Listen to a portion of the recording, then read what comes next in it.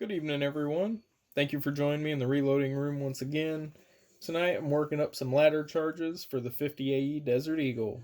With accurate number 9 and Winchester 296 ignited by CCI large pistol magnum primers, gonna stuff it into some once fired IMI brass to push a Speer 300 grain TMJ bullet. Stick around and let's see what happens. I wanted to take a second and lay out my intentions for this video series. There will probably be 3 videos depending on how many attempts it takes and what my results are.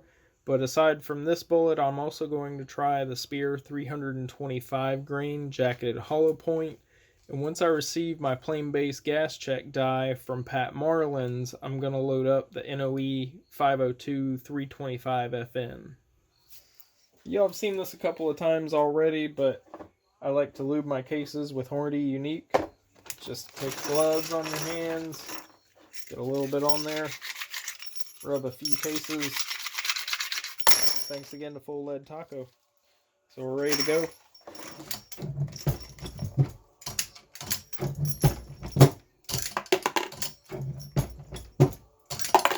And the next step is to seat a primer and expand the case mouths just enough to let it start down in there.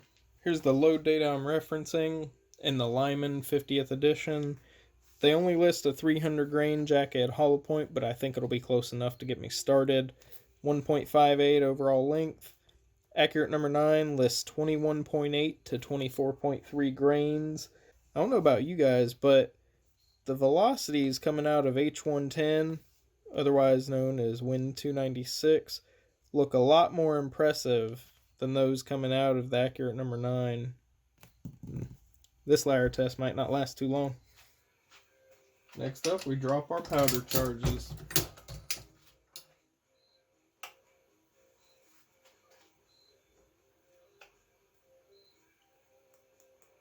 So what I'll do is use a primed empty case to tear out my scale and use it basically as you would your little pan here.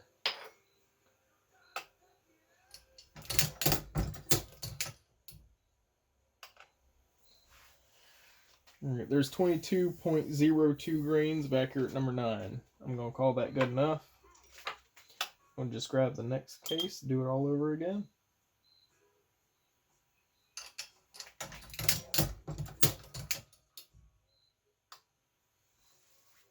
.02.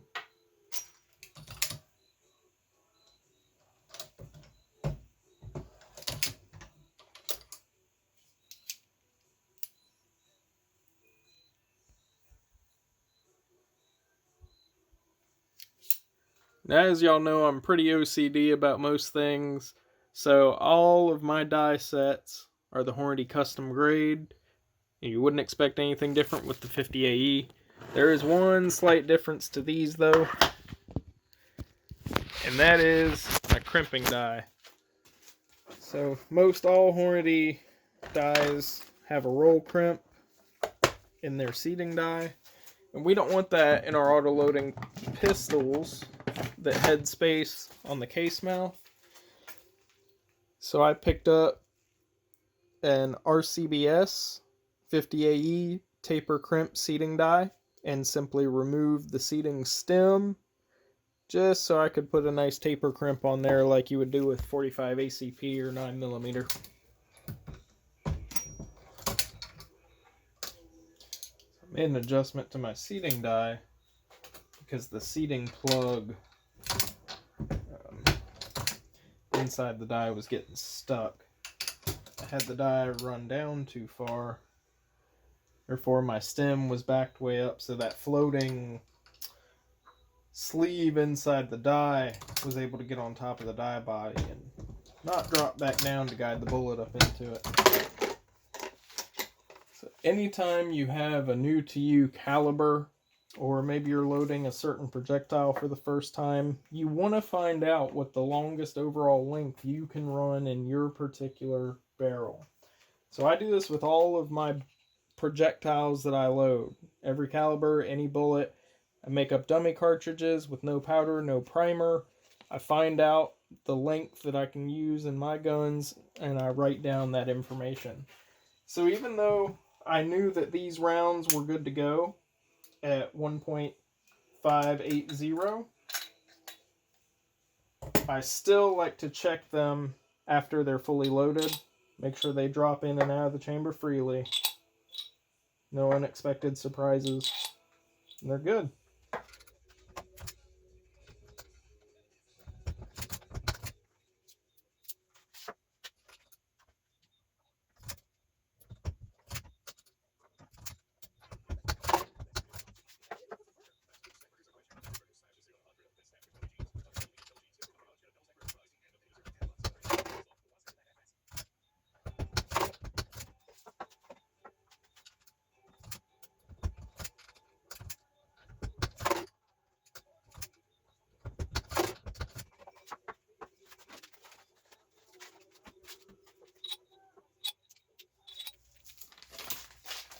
So what I do,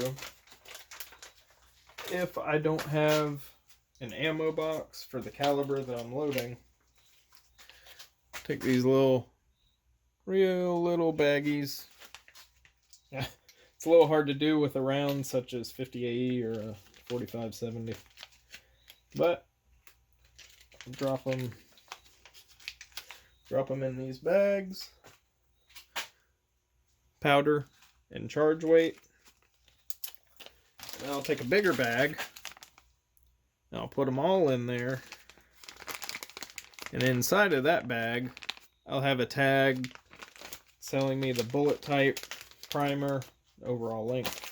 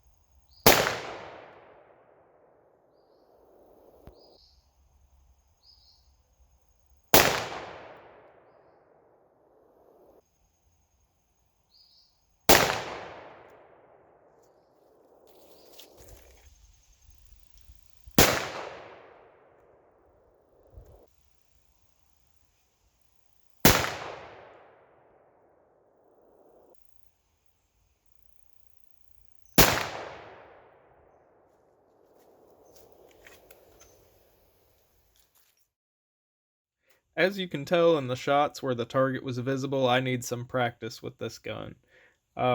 It shoots a little high at the distance that I'm testing these. I have to aim at the bottom of the target. A couple weeks ago, I broke my target hanging string about 6 times in a day, and so I'm still working with it, figuring things out. But also, my chronograph wasn't really cooperating. I believe the light just wasn't a good day overall for that. So anyway, wanted to take a second, look at the brass here, show y'all some stuff I've found. So I'm only focusing on the 296 loads because the accurate loads were low enough. They're not really worth paying attention to.